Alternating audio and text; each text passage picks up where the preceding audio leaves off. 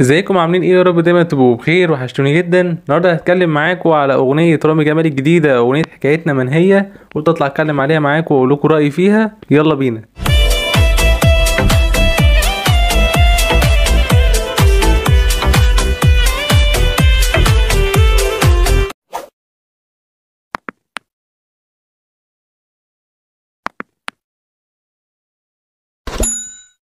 أغنية رامي جمال الجديدة، أغنية حكايتنا من هي الأغنية من كلمات محمد أبو نعمة، ومن ألحان رامي جمال نفسه، ومن توزيع النابلسي. الأغنية أنا بالنسبة لي من الأغاني اللي أقدر أقول إن هي علامة من علامات أغاني رامي جمال. شايف إن هي من الأغاني الأفضل للدراما في تاريخ رامي جمال. كانت عجباني جدا. والأغنية في الأول أنا منكرش إن أنا أول ما سمعتها أول مرة كنت حاسس إن هي عادية، كنت حاسس إن هي زي أي أغنية لرامي جمال عادي، أغنية دراما نزلت ما فيش أي جديد. لكن لما سمعتها مع الوقت ولما سمعتها كتير جدا لقيت نفسي إن انا حبيت التوزيع وحبيت التوليفه كلها بتاعت الاغنيه. كنت مشدود جدا للاغنيه دي وكانت عجباني قوي، وخصوصا بصوت رامي جمال. رامي جمال من الفنانين المميزين جدا، يعني هو ليه اللون بتاعه، في طريقه الغنى، في كل حاجه، حتى في الحانه لنفسه. حاسس الالحان اللي هو بيعملها مش بيقدم لحن لنفسه، مجرد كده الحان بتعدي. مع ان في حاجات ليه ساعات انا بسمعها ما بتعجبنيش وبحس ان هي مش احسن حاجه، لكن في الاغاني الدراميه او في الاغاني اللي بتبقى حزينه او اللي هي كلها شجن، بحس ان رامي جمال بيعمل شغل عالي قوي في الاغنيه. دايما بيطلع الجديد، دايما بيعمل شغل متعوب عليه. في الاغاني الدراما بيبقى مركز فيها بشكل كبير جدا. الاغاني اللي بتبقى فيها بيت او هاوس او الاغاني التانية اللي بتبقى عاديه اللي احنا بنسمعها ما بتبقاش بطعم وحلاوه اغاني رامي جمال الدراما. الاغاني الحزينه هو سايب بصمه كبيره جدا بصراحه عند ناس كتير. كلمات تقيله جدا معموله بقافيه ممتازه، وشايف ان الاغنيه كانت طالعه 10 على 10. اقدر اقول شابوه كبير جدا لرامي جمال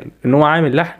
انا شايف ان هو لحن خرافي على كلمات تقيله جدا زي دي. توزيع كان متعوب عليه جدا من الموزع الكبير نابلسي، موزع تقيل. من اول ما سمعت اسمه في اغاني كتير جدا، بدايه معرفتي بيه في الاغاني كان من شيرين عبد الوهاب وتامر حسني. بجد يا جماعه اغاني كارثيه، زي اغنيه ليه طله بتاعت تامر حسني في البوم مع شقنجي. البوم زي ده كان عامل فيه صدى كويس وكان عامل فيه شغل حلو، وانا كنت مبسوط جدا من التجربه دي. انا عن نفسي شايف ان هي من الاغاني القويه لرامي جمال وعوده كويسه. يعني رامي جمال عامل كام اغنيه قبلهم ما كانوش احسن حاجه. يعني انا شايف ان رامي جمال في اغاني الدراما هو بيبقى دايما توب، دايما بيبقى عامل فيها صدى كويس وتبقى لايقه فيه جدا عن الاغاني المقسوم، الاغاني العاديه اللي كلها حب او كلها غزل اللي احنا متعودين عليها الفتره الاخيره من مطربين كتير. انا شايف ان بجد يستمر في حته الاغاني الدراما. اغنيه تقيله جدا جدا، شايف ان هي اغنيه تتحط كده كبرواز لتاريخ رامي جمال، ويا ريت ان هي تتغنى كتير الفتره اللي جايه في الحفلات عشان تنتشر بشكل اكتر وبشكل اسرع. وان شاء الله مستني كل شغله الجديد. وانا عرفت او سمعت ان هو كل كام اسبوع هينزل اغنيه جديده سنجل، وممكن كمان يركز على الدراما اكتر. هو اكيد عارف ان الدراما هي اللي واكله مع الناس الفتره الاخيره، وخصوصا فيه هو، ودايما بيقدم الجديد، دايما بيعمل الشغل اللي دايما متعوب عليه في الاغاني الدراما. خصوصا الاغنيه بشكل عام كانت على مستوى الكلمات والتوزيع كانت قويه جدا. ملحن تقيل جدا، شايف ان هو عامل لحن حلو جدا. رامي جمال عامل لحن فعلا متعوب عليه في ظل الكلمات القويه جدا واللي كانت تقيله جدا، وفي نفس الوقت التوزيع كان خرافي من نابلسي. الاغنيه كلها كانت معموله 10 على 10. قولوا رايكم في الكومنتات تحت، عايز اعرف كل رايكم. الاغنيه كانت عاجباكم ولا ما كانتش قد كده؟ ده اللي كان عندي النهارده. لو انت لسه جديد وبتشوف اشترك وفعل زر الجرس واعملوا لايك عشان كده في محتوى قدامه اكتر واكتر، وشاركوا في كل مكان لكل اصحابكم. ما تقدروا ما تنسوش. اشوفكم ان شاء الله على خير في فيديو جديد. شكرا.